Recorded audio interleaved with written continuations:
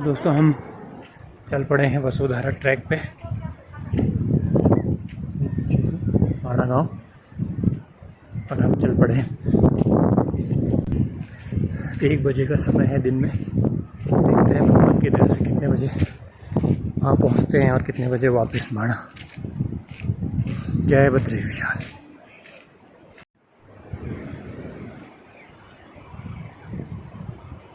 लगता है वो है जो सामने दिख रहा है। रास्ता बड़ा पथरीला है लेकिन उमंग काफ़ी ऊंची है। जय बद्री विशाल।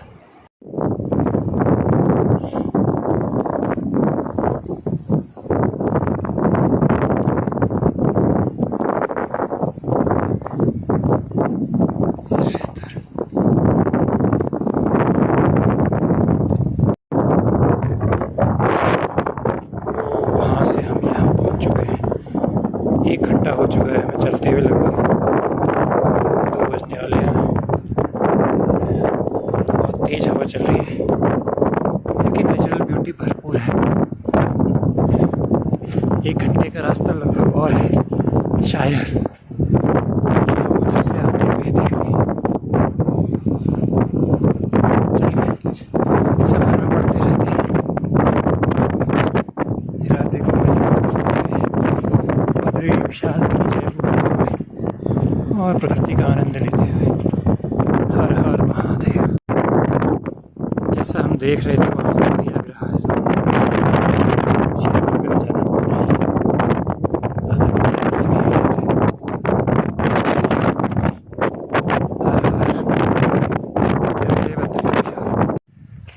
यात्रा का लास्ट फेज लग रहा है।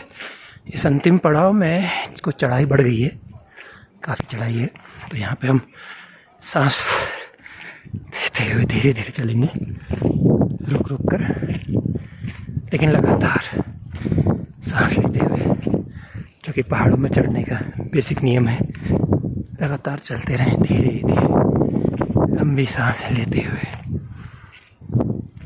बाकी अब मंजिल ज़्यादा दूर नहीं है और बाकी हिमालय पर्वत श्रृंखलाएँ दिख रही हैं।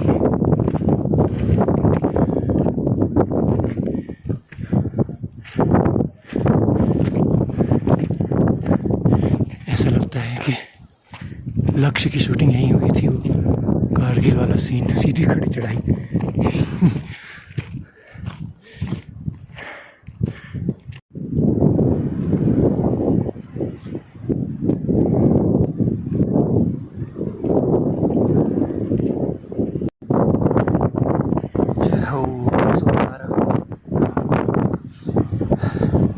दोस्तों जो आँख देख रही है वो जवान बयान नहीं कर सकती, इतना अनोखा दृश्य है।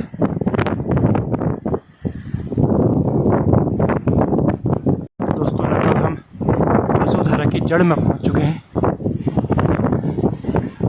तो दोस्तों जब आप माड़ा गांव से यात्रा शुरू करेंगे, आपको दूर से ही इस वसुधारा की ऊपरी भाग की एक झलक दिख जाती है और वहाँ कई लोग होंगे ऐसे जो आपको हतोत्साहित करेंगे कि कुछ नहीं है, जो आ रहे होंगे ऊपर से, खाली एक वाटरफॉल है, बस वापस चलिए। लेकिन यहाँ पहुँचने का जो आनंद है ना, उस आनंद के सामने ये 1.5-2 घंटे की यात्रा जो है कुछ नहीं है। यकीन मानिए कुछ लक्ष्य इतने सुंदर होते हैं कि उनके लिए कुछ घंटों की यात्रा तुच्छ सी मालूम होती है। उन्हीं में से एक यात्रा ये है सतोपंथ की। एक ये यात्रा है वसुधारा की। देखिए किस प्रकार से धाराएं अलग अलग होते हुए गिर रही हैं। ऐसा लग रहा है कि कोई हिमखंड, हल्के छोटे छोटे हिमखंडों के टुकड़े जो है ऊपर से गिरा रहा हो। अद्भुत दृश्य है, कभी मत छोड़िएगा दोस्तों। अगर आप माड़ा तक आते हैं तो समय निकालिए, 2 से 3 घंटे लगेंगे, लेकिन ये जो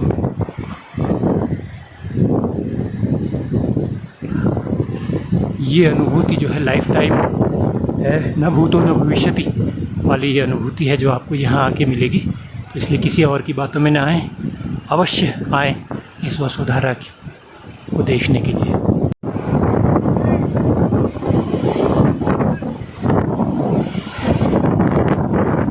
क्या अद्भुत दृश्य है।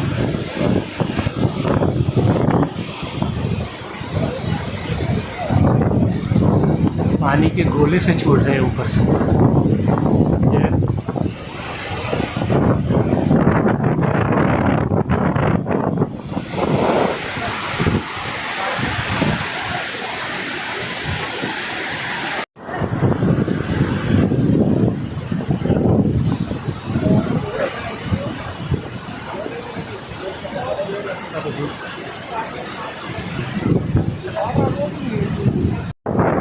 के साथ इस वसुधारा के छींटे कुछ हम पे भी पड़े हैं, तो शास्त्रों के अनुसार हम पापी नहीं हैं। पापियों कहते हैं कि पापियों पे इसके जल का स्पर्श नहीं होता।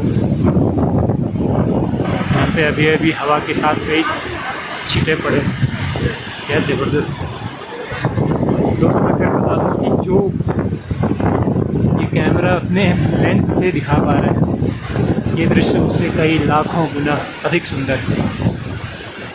जो जवाब बयान नहीं कर सकती वो ही ये आँखें देख रही हैं, ना कि कैमरे की आँखें। तो इसलिए ज़रूर आइए, समय निकालिए और कोशिश करिए कि दशहरों में आए। उस समय मौसम बहुत बढ़िया रहता है, न ज़्यादा गर्मी न ज़्यादा ठंडक। आपका बहुत अच्छा समय रहेगा। आपको इस प्रकृति के अनुपम नज़ारे को देखने का अवसर मिलेगा। देखिए जल की धाराएँ कैसे उस पर्वत की शिला पर गिर रही हैं, और यहीं बैठ के जो है अष्टवसुओं ने तपस्या की थी भगवान विष्णु की, और वही अभी जल रूप में हमें आशीर्वाद दे रहे हैं। जय बद्री विशाल।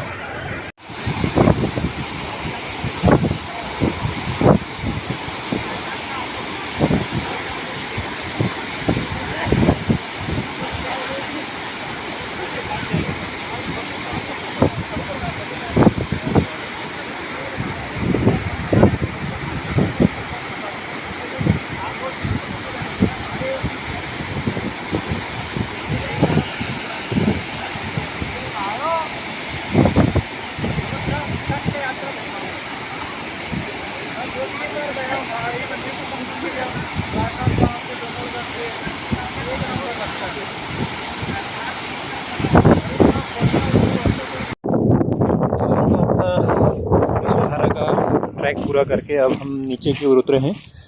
तो लगभग 4 बजे हम वसुधारा से मणिभद्रपुरम की ओर प्रस्थान करना हमने शुरू किया है। भगवान सूर्य जो है हमारे ठीक पीछे अस्ताचल की ओर अग्रसर है। तो ये लगभग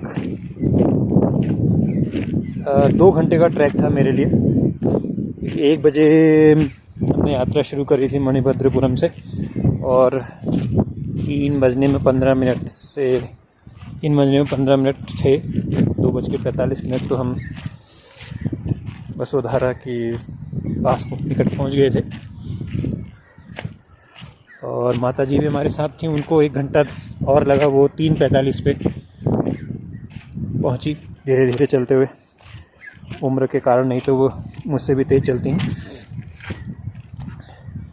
तो एक तरीके से देखा जाए तो 3 घंटे का ट्रैक आप इसको कह सकते हैं। और अगर आप पहाड़ से बिलोंग करते हैं और आपको रोज़ाना चलने की आदत है तो आप 2 घंटे में इस ट्रैक को आसानी से पूरा कर सकते हैं। बस वही है, लगातार चलते रहिए धीरे धीरे। और कुछ चीज़ें जो आपको ध्यान रखनी है इस ट्रैक में, जो आप बैग लाएं वो पीठ वाला, कंधे वाला बैग होना चाहिए जो आप कंधे में लटका सकें, और उसमें बहुत ज़्यादा सामान ना हो। पानी की बोतल एक व्यक्ति के लिए एक काफ़ी है। और कुछ अगर आपको चढ़ाई में कमज़ोरी से लगती है तो आप कुछ जीरा सोडा इस टाइप की चीज़ें रख सकते हैं। थोड़ा सा कुछ बिस्कुट, जीरा बिस्कुट, नमकीन बिस्कुट रख लीजिएगा। और एक